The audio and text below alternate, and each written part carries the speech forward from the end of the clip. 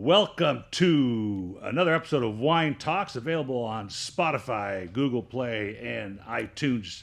A great opportunity here today. You know, this is where we're peeling back the wine business, one label, one story, one whatever at a time, just to find out what's happening behind the scenes. And boy, what an honor today. In studio, we have Zak Miller from Domaine Carneros.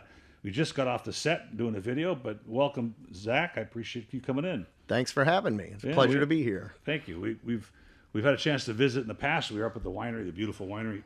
Excuse me. I want to talk a little more detail about some of this stuff. And you've been making sparkling wine, but give me a little history about how you landed at Domaine Carneros.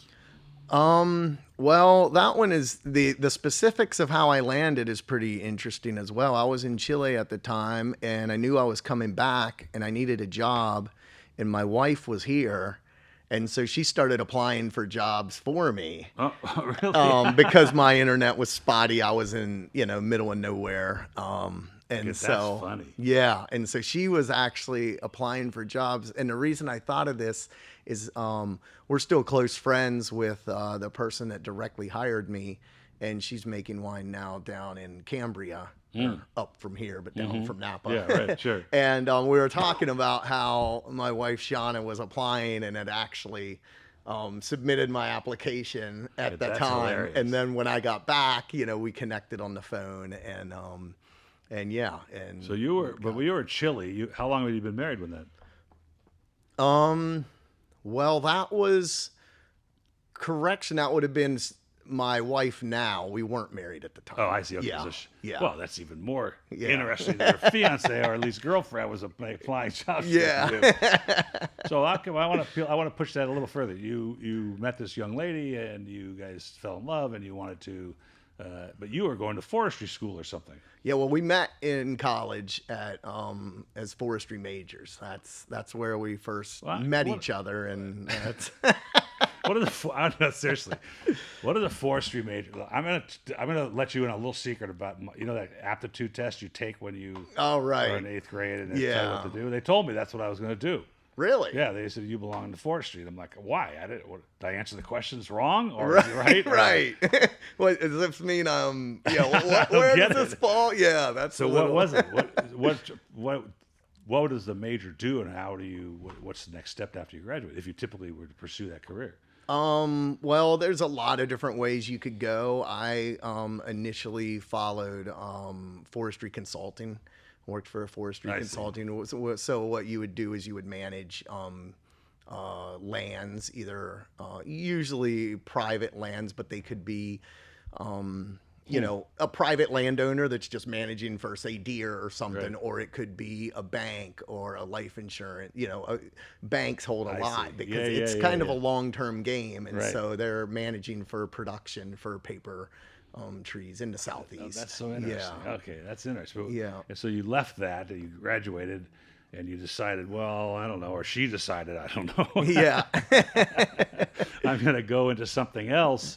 And you chose wine. I suppose there's some biology or some chemistry that goes kind of along with that. But what prompted that decision? Agriculture is agriculture in some basic ways, sure. And growing trees and growing vines do have their correlations. Of course, growing trees is just that. You cut them down and process them, whereas the processing of the grapes is entirely different. Totally different. So yeah, there was a learning process there for sure. But so there are some Chardonnays that taste like they're from the forestry service. That is true. Too much oak in there, So, well, that's fascinating. So when you decided then you're going to get into enology and study that, then you decided to go to Chile. I mean, there's lots of things to do in America. Yeah, well, I'm the southern hemisphere. In the southern hemisphere, the harvest happens March. 6 months ahead. Yeah, so if you go north-south hemisphere, especially when you're young in the industry, you can get 2 vintages in a year, and it's a good way to expedite the learning curve. Oh, that's like 2 summers. We go to Australia. Yeah, exactly. Yeah. The bad thing is you kind of get the end of 2 winters like the fall and then the winter, and then you try to get out of Dodge, What part of Chile was it? We were in a little town called Panquehue, which was north of There's actually a Santiago. wine brand called Panquehue. I don't know if it's still here. I Oh, featured really? at the club like, I don't know, 15 years ago. Okay. Yeah. It took me forever to pronounce it. Back Yeah. So I featured the Sauvignon Blanc, which I think notoriously the Bordeaux varietals do better down there. But that's sort of interesting complexity. Did you go to New Zealand right after that, or did you? I went to New Zealand a year before that. Oh, before that. Yeah. So you went from Burgundy varietals, Chardonnay and Pinot Noir, to the Bordeaux varietals. And were you a cellar rat? Were you an assistant winemaker? I was everything in between. Started as a cellar rat, kind of worked my way up and, got a vintage winemaking spot in Chile. And that's what kind of led to that situation. And then came back and landed at Domaine Carneros in 2008. So what did your wife put on that application that was so? I'm not sure. I'd have to look it up. I don't remember. Best winemaker ever. Best travel the world. I'd actually Chateau forgotten Petrus. those details until we were reminiscing. So Domaine Carneros hadn't been around. I mean, it's been around for a while, but it's owned by the French Tétanger family as well as Cobran, the large supplier of fine wine and spirits. So, when was it founded? 1987. Oh, okay. So was when, 32 years. Yeah, they've been around. They found the original spot that the chateau was on, and a 138-acre parcel that surrounds that. Wow. And Claude Tattager handpicked Eileen Crane to be the founding winemaker, and she's still there to this day. And so there's been a lot of continuity there, and he had full trust in her back then, as the Tattager still do today. Yeah, so Tattager hasn't been around. I think we talked about Clovis coming in, which is a great guy. Yeah.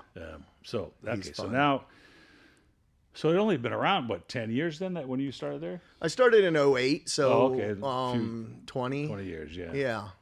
And so now it's been 11 years already. Yeah. 11. So what was your first vintage that you bottled? The 2008 vintage. Okay, Yeah. All right. So it took a while to get to say the Le Rêve or Blanc at ages for a while. So I'd been there 5 or 6 years, and it was still waiting for that first one to come out. You're going, I hope it's good. I hope it's good. Well, I just a fascinating trip, and I ask these questions all the time of winemakers because in fact, I went to Trebecchieri, the Italian trade show, a few weeks ago, and did some interviews. And of the 6 winemakers I interviewed, 5 of them had started out as attorneys or doctors. No, and we weren't necessarily interested in the family business at that time. They're all family generations and many generations, but one of them was a licensed attorney. And the other one was she went to biomedical school, and I just thought that's fascinating because here's this opportunity in front of them, and you worked your way to the opportunity, and these people are like looking at it in their face and going, "I don't want to do it." Yeah, I'd rather go to school for 10 years. Yeah. Right. So we're talking about the farming a little bit, and we've discussed this a little bit. We've discussed the tasting room, which, folks, is fascinating. Tasting rooms, beautiful French chateau, sort of solarium style. You sit. You taste through a flight of sparkling wines, and I think some Pinot Noir, and then you have some charcuterie. And if you're fortunate enough, Zach will come visit you like he did with us and have a little chat. But we were there and got very busy toward the late morning when we were there, and we were fascinated by that. But one of the things we talked about was, and there's your irrigation. I don't know, what do you call that? Flood channel, pond, lake, retention bathtub, pond, reservoir. Retention pond, right? You see it from there. It's across the highway. And we talked about organic farming and sustainable farming and biodynamic. And these are buzzwords that are going around. Natural wine. I just wrote an article for LinkedIn on natural wine, which doesn't mean anything. But tell us a little bit. When did the winery decide to go organic, and then when did it decide to go back to sustainable, or not back to, but become sustainable? Yeah. So organic started, I believe, 2004. And we were certified in either 07 or 08. It was right before I got there, or right at that time. So the entire that was the vineyard, and then the winery was certified in 10, and so that's when you can put the made with organically grown grapes on the label, which is different than organic wine. Right? Not confusing at all. Yeah, no, and I think it's important for the folks to know that we see a lot of wines that say made with organic grapes, but that doesn't mean the facility is organic. And I just threw away a whole pallet of Pinot Noir from California that was made completely organically. Ooh, and yeah. I tossed the whole pallet. That's the risk, yeah. And that's an important thing because the consumer should know that, you're in business to make money. This is why we make wine. It's also to have the experience of quality wine on your table. But, you're not going to toss a whole vintage of grapes in the trash because you decide to not influence its susceptibility to mold by adding some sulfur at the time, just enough to keep the grapes from turning into crap, right, so to speak. And that's allowed organically, you could. If it's just organic, you can't add any sulfur. You can't add but if it's made with, you can add up to 100 parts per million total sulfur, which is you shouldn't be reasonably. A reasonable winery shouldn't be adding more than that anyway. No, right. Well, they're sort of touting the idea that 78 parts per million or something or less, but I don't think properly made wine today, unless it's been bulked out and tried to altered, is going to have more than that anyway. Right, I would agree with that. I think maybe in the 60s, something like that, right? Right, but you really shouldn't throw that much at it anyway. You're just you're just trying to stave off any negative bacterias or yeasts. In fact, one of the criteria I saw somewhere on the web was, our wines are mold-free.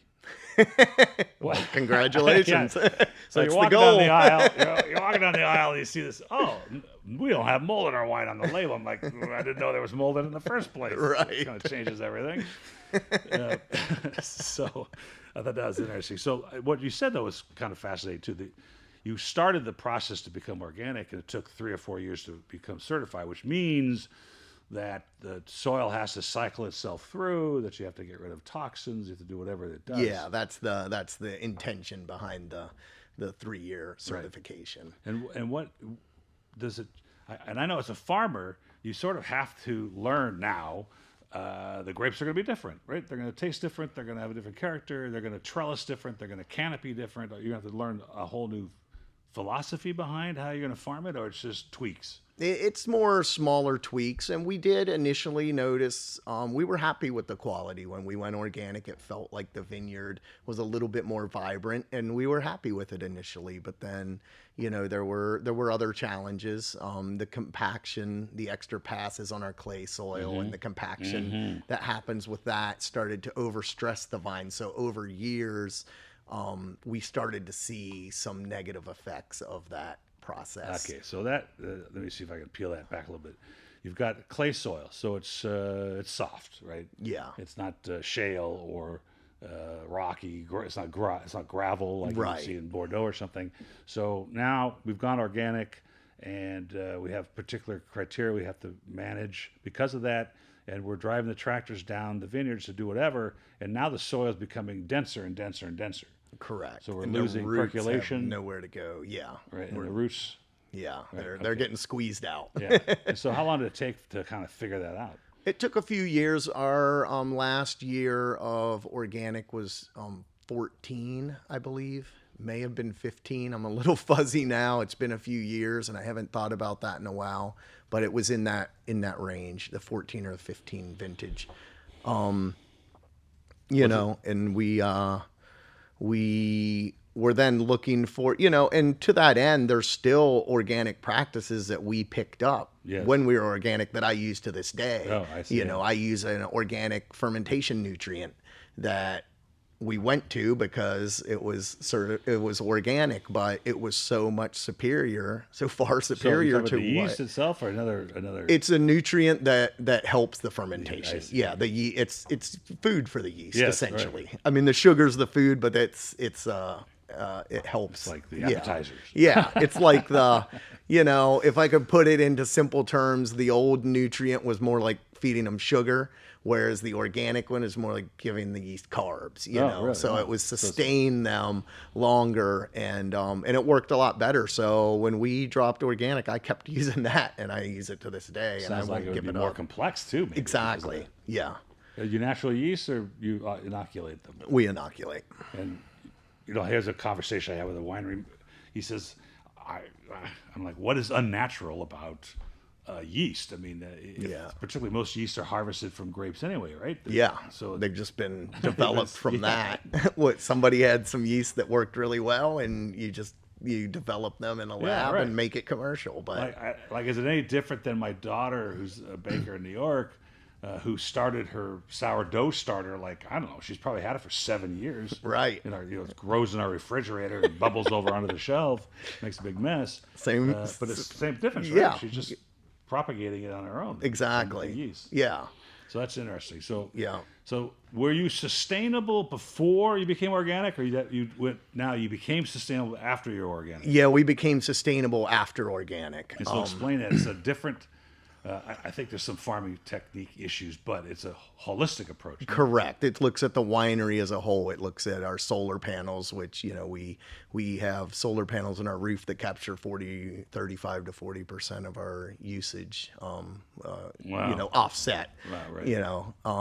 And we, changed the winery to LED bulbs. We did a lot of the normal stuff that you would do, but, we capture we talked about that, capture our gray water from the winery, both the production area and the visitor center, and use that to irrigate our vineyards. And so another stress in Carneros is water availability. So that's a big one. Yes, of course. Not when we were there. That thing must be overflowing when we were there that day. We've started things like a compost program in the winery, which has reduced our landfill. And so just some very basic sustainable models, but then some deeper ones, and more expensive. But it's certified. Yeah. There's a certification for California. There is a certification process, and it covers it's a whole workbook of questions you got to go through, from the vineyard to the winery and to the production area. Actually, everything in between. I think I found that online. Okay. And I'm looking at it going, I don't understand what the words are. Yeah, it's process. Pretty involved. Yeah, serious. It's not as simple as don't use this, do use that. Right, it's very involved organic process, and and it's different. It's not it's not like a step ladder from sustainable to organic to biodynamic. They're all three. They're three different. I mean, they have it's like three circles that all kind of interchange in the middle. Right, they have some combinations that are similar, but they all go off in their own way, and every one of them can be right depending on the winery, on the location and the soils, and there's no right or wrong answer. It's whatever works for your winery. I think that's the way you just nailed it on the head. I think it's important to understand it's where the winery is. It's what it can produce, what the soil is allowed to do. You can't grow everything everywhere. I mean, it's kind of a simpler approach, a simple definition of, look, you can't grow Pinot Noir everywhere, and so you have to grow it where it'll grow. Right. Now you're hogtied to the symptoms of the soil and the things that go on. Mm-hmm. I've mentioned this almost on every podcast, but there's a book called The Third Plate by Dan Barber, the famous Blue Hills chef, Blue Hill Farm in New York, and he talks about America's, completely butchered its farms by years and years and years of soil contamination. Let's call it contamination with pesticides and things like that, and it takes those 3 or 4 years to clear the land out. And now, you don't get the yields when you're farming organically. You typically, at least with wheat and corn and things, it's just you can't. He says you can't feed the world organically. There's just you can't do it. Right. And I say this almost every time. It's like, don't you wonder when you're driving down the freeway and this tomato truck goes by and what's happening to those bottom tomatoes at the bottom of the truck? I mean, if they're like natural or not saying organic, they're going to be crushed and turned into tomato sauce by the time you get home, right? Right. But they've been engineered or farmed to withstand that. Okay, so in fact, I got this argument with my youngest daughter, and now millennial. Okay. All three of them are hardworking millennials, but okay, well, good. Congratulations on that. Yeah, thank you. Right, so they say non-GMO, right? Yeah. Okay, so genetically modified a lab version of hybrid selection when there's like 40,000 types of wheat, right? Each one has been crossbred to produce something, right? To be resistant to this or resistant to that or grow prolifically, but they all have their fallbacks. So I was challenging her to, okay, what's the difference? And I don't subscribe to either one necessarily. I mean, subscribe to it. I don't necessarily think GMO is bad or good. I don't know. But what would be different than crossbreeding some plants to produce a particularly resistant wheat than to going in the lab and doing it there? I don't. Yeah. You know, I mean, no. I don't expect to know the difference. I mean, yeah. Isn't that interesting to me? I think it's interesting, right? Yeah. I mean, personally, I don't think it's that much difference. It's where do you want to draw the line, and right. you know, put your line in the sand as far as what you'll accept or not. But you know, you're gonna do what you need to do to make it. You gotta make it work. Right. So I also pose this question. I'm gonna pose it a different way. This is just for fun. All right. And I have an answer to it. That's really funny. So let's say we go back to the FDA started like in the late 1800s or early 1900s to protect the consumer from charlatan foods and whatever, right? But let's say you were sitting in a chop house from in the movie The Natural, you know, in the 40s, and it's a legitimate chop house and buys legitimate steak from a legitimate farmer, okay, or cow farmer, and you get this beautiful New York steak. Does it taste better or worse than a steak from today's legitimate farming house in today's legitimate steakhouse? It probably depends on which one you had last. So I get 50-50. Yeah, right? Because right. Some people think that the FDA is encroached too much and they require too many things, and all of a sudden, but there's hormones now possibly or whatever. Mm-hmm. So I'm at the fancy food show in San Francisco. We used to visit every year. It's January. And I walk up to bone-sucking barbecue sauce booth. Huge booth. Okay. And the guy's name, I forgot his name now, but we were talking. And I said, well, I'm going to ask you a question. And I asked him the same question. He goes, I don't know, but let me ask my mom. She's here. She's 90, and she used to serve steak at a place like that. Oh, well, there you go. So she authority on the subject. Isn't that amazing, right? So she's already like pitching barbecue sauce to some unsuspecting soul already down to the end of the booth. She comes over, and I pose a question. It wasn't even a second response. She goes, absolutely, the steak from the 40s. Wow. Like, okay. That's okay. That's good. Cool, I'll right? accept that. Yeah. It's pretty interesting.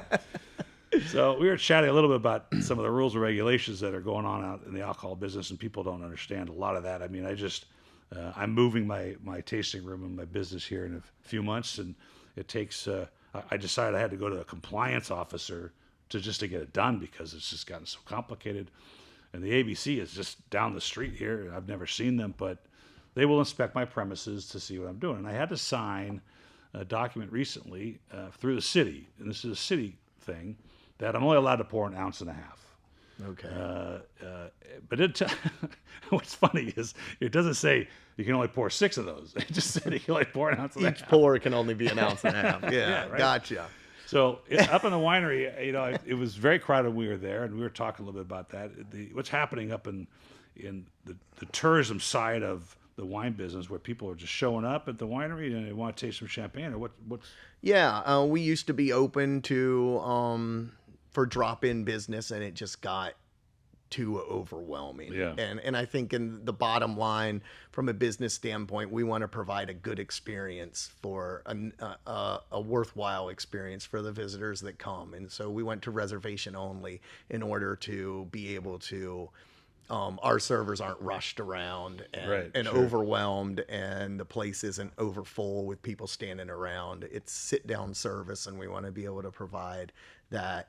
So the people that are there will get the optimum level of service and have that experience that they can remember. I suppose, you know, I've read in some of the journals that tasting room traffic's down and the internet's caused all these issues. And of course, we discussed a little bit about the junk that's on the internet. So the consumer's getting a bad experience that way too. But in your case, you have a maximum number of seats. Is there a limit on the rooms and the people that? The county has a permit that limits how many visitors you can see per year. Yes. Oh, per year. Yeah. It's wow. It's worded as a per year, and then it's broken down into weekdays and weekends. You can see X amount of people on a weekday and on a weekend. And you got to keep those records. Yeah. Yeah. Well, you know, here at ABC, I don't even know if you can get a license in Los Angeles County that allows you just to serve distilled spirits or wine. Like you can't just open a bar anymore. Okay. And most cities, even if liquor license of some kind, right, type 47 or whatever it is, even if you did, for instance, in Monrovia, have the opportunity to have a facility like that, you would still be required to have 50% of your sales to be food. Okay. Okay. So, and there's a rule, of course, in the ABC that you can't do anything to incite the consumption of alcohol. All right. So if you walked into you and I are walking by a bar that's got peanuts on the table, those peanuts have to be available to anybody walking by.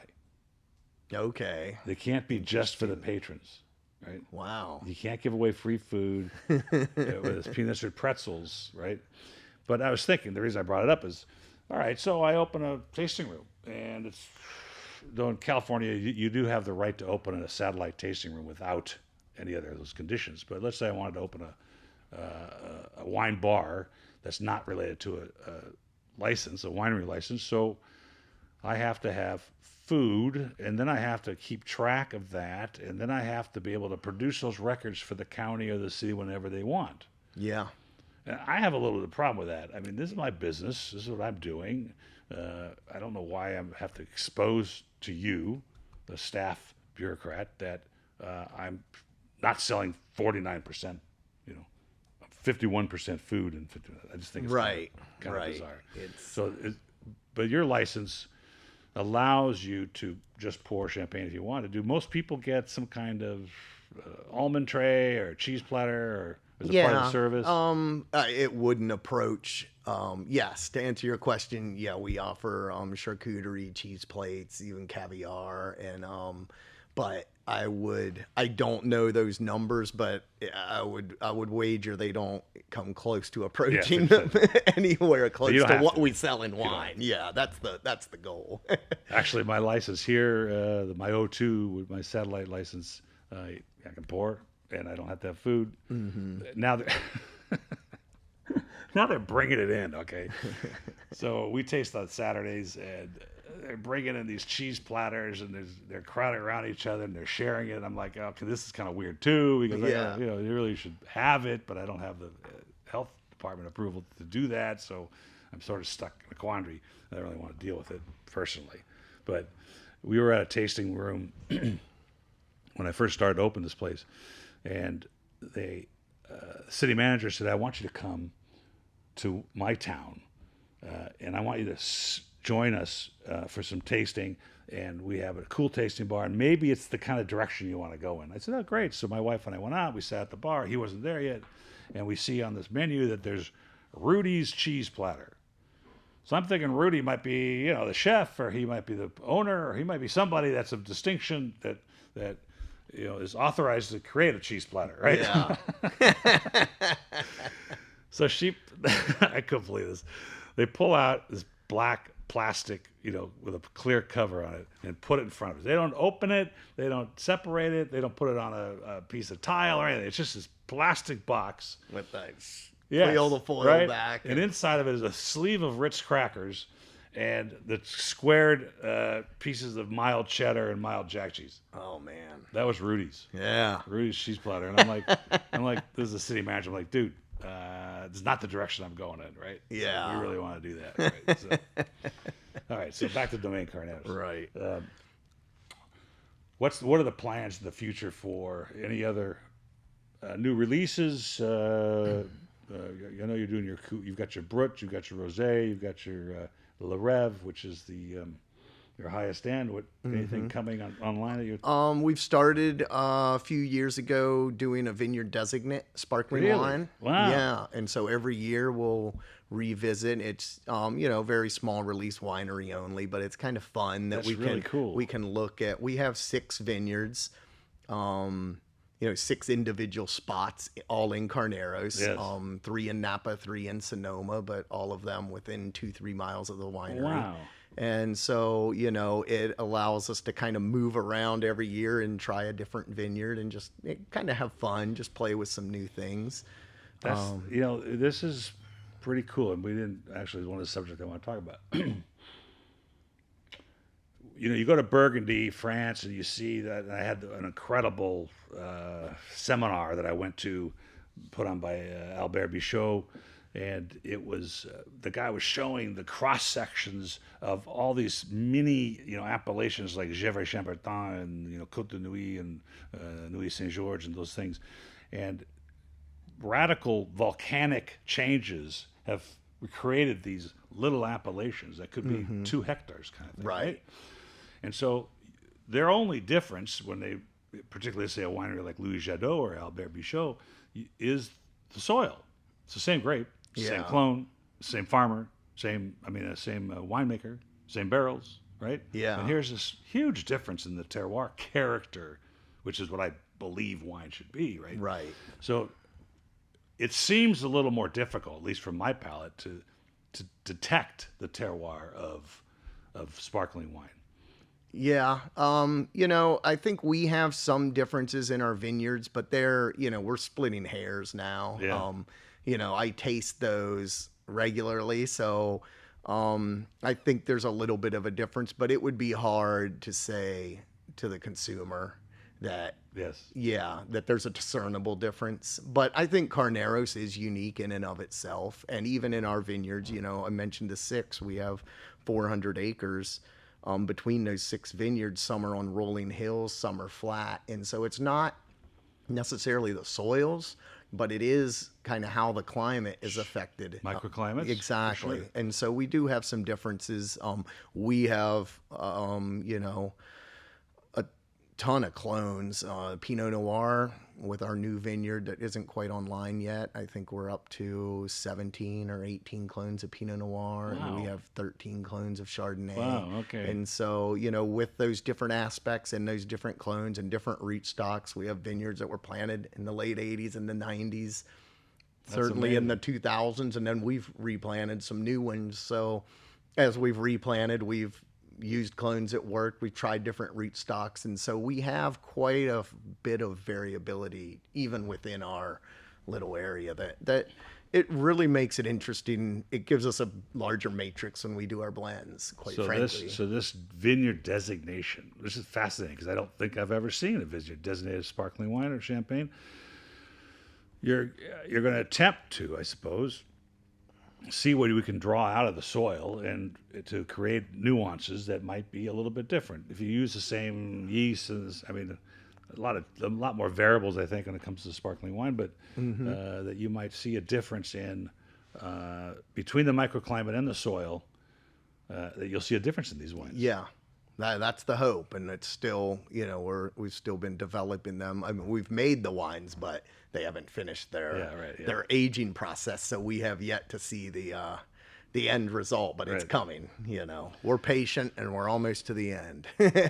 Well, it's fascinating. The subject is fascinating, and my current passion for and this is kind of recent. You'd think after 30 years of doing this that I would have learned it earlier, but talking to folks like you and other winemakers, Clovis Estate d'Angers and Guy de Rivoire from Bollinger, I get this sense that as farmers, we are just really trying to maximize the value of what the earth gives us, right? And the experience of wine should be an experience of wine. And I say it this way. When I go home from work today, my wife says I want a glass of wine. It's not going to be because she wants to catch a buzz. It's because she wants to have an experience to shut down, reflect, change her mood. And last night we had guests over. Our friend's going through some very difficult times with some health issues in her family, and that's what she asked me for. She says, and I have to be sort of cognizant of this scenario, in her case, with her health issues in her family, that I'm going to give her something that I think is going to make her feel good. So I poured a really nice, expensive Bordeaux for her because I just thought this is something that I want her to really go. That's not in the way of her emotions. It creates new emotions, right? Right. And so, I've told the story a few times, but I tasted 45 wines yesterday, of which some were pretty good. I could buy them, but some were really bad. And the experience of wine isn't, hey, I got this for $3 on the internet, right? Right. Okay. Yeah, that's The experience of wine is going to Domaine Carneros with some friends and sharing over a glass of champagne or sparkling wine that makes you emote a little bit. Now, you may not know what you're tasting. You may not be able to define it, but it makes you feel something other than just the alcohol content. Yeah, right? I would 100% agree with that. It's kind of like a connection to the earth. Right? Yeah. So we're in the same trip I saw you. Okay. We were just going up to Highway 29 into Calistoga, and we had some time, so I said, let's go to Clos Pegase and taste some wine. $45. Wow. I mean, $45. Like, come on, man. All right, $45, whatever. And we're 2 Cabernets, and we're swirling them around, and my friends asked me to describe what I smelled or tasted, and I told them, and my friend goes, that's bullshit. And I go, all right, let me bite my tongue and let me ask you a question. You tasted these 2 Cabernets. They're different, right? Yeah. Okay. Tell me the difference. What you think the difference is. He goes, well, one's lighter than the other. I go, that's bullshit. He looks at me. I said, all I'm doing is explaining with a little more complexity the characters that I get, right? Right. You may not get it. Right. You may not taste blackberries or whatever, but there is a difference. Yeah. Right. There's a reason why they're different, right? And we get the chance to experience that, and that feeling and that passion that comes from tasting things that are different, tasting enough that you get the difference, just helps your soul. I think. Yeah. I think it just digs deep into your soul to why wine is different than beer, right? Right. Do you drink beer? Yeah, I do. Okay. Takes a lot of beer to make good wine. It's an old winemaking adage. I typically go for like California IPAs. Okay. Yeah. So let's say you're drinking a Lagunitas, right? Yeah. Every time you order that Lagunitas, you know exactly what it's going to taste like. Right. That's why you drink it. Right. And it's probably to catch a buzz, right? A little bit, right? Especially IPAs. Yeah. Like 9% alcohol. Same with, I'm a bourbon guy. I love bourbon. I love Templeton Rye for my Manhattans. I drink those. I mean, really, it's like it's a wonderful life when they goes into the bar. Mr. Martini, we serve drinks to get people drunk. I mean, that's right. kind of what it's about. Right. But wine's not like that. You know, wine, you have to, you order a glass of wine and you want to, it's not going to be the same as last time. Right.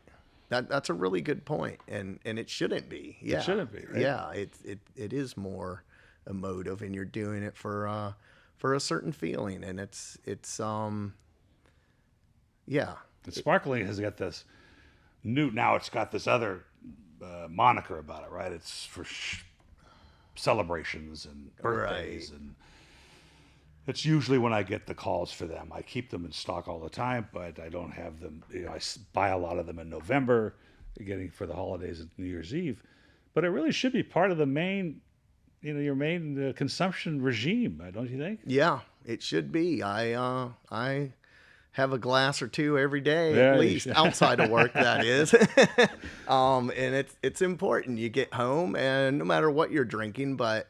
Like you mentioned, you have a glass with dinner, as part of the social experience, or, or just to change the mood, but there's no reason it can't be sparkling wine. Right. And it should be. Sparkling wine goes fantastic any time of the day. It pairs with virtually everything. It's got a great acidic backbone. That's right. And food, for sure. Yeah. And so you can have it as a aperitif. You can have it with mains. You can have it with dessert. You can have it on its own. It's, it's very versatile that way. And, Clovis said he drinks 2 bottles a day. Wow. I'd say I do maybe a bottle, right? But 2, that's tough. That's pretty I don't think that's sustainable. Pretty funny. Yeah, that's not sustainable anymore. I like that. That's a great definition. The new definition is sustainable. I like it for a winery. One of my favorite stories that still happens, and we'll close on this thought, is that I get people that call me and they say, I actually had people from Italy text me bottle images, and I'll text them back at me. They're sitting in a trattoria somewhere, they're having a glass of Chianti or whatever, and they text me the bottle, can you get me this? Okay. And I say, text me the back label, right? Because it's got the import statement. So I get it. If it's here in America, I can get it, right? And they pick it up, same vintage, same wine, everything's the same. And they call, not to complain, but they call to say, it doesn't seem to taste the same. And I'm thinking, well, you're not in front of the Parthenon, you know, with your favorite pizza place, having a glass of wine with your wife or girlfriend or a significant other without the kids pulling your coattails, right? Yeah. And so how much of wine is the experience, not only the character, but what you're doing, right? Yeah. And that's what it's about. Yeah. Definitely. Speaking of experiences, folks, I would recommend that when you're up in the Napa Sonoma area, you cross over Highway 12, you swing into, well, you can't just swing into, make an appointment at. Thank you. Call ahead. Make an appointment with Domaine Carneros. Be sure to taste the still Pinot Noir. They're gorgeous, great expression of the Carneros thing. Zach, it's been a huge pleasure having you here on Wine Talks, and hope to see you back soon. Will do. Thanks for having me. You're welcome. Cheers, All everybody. Right. Bye.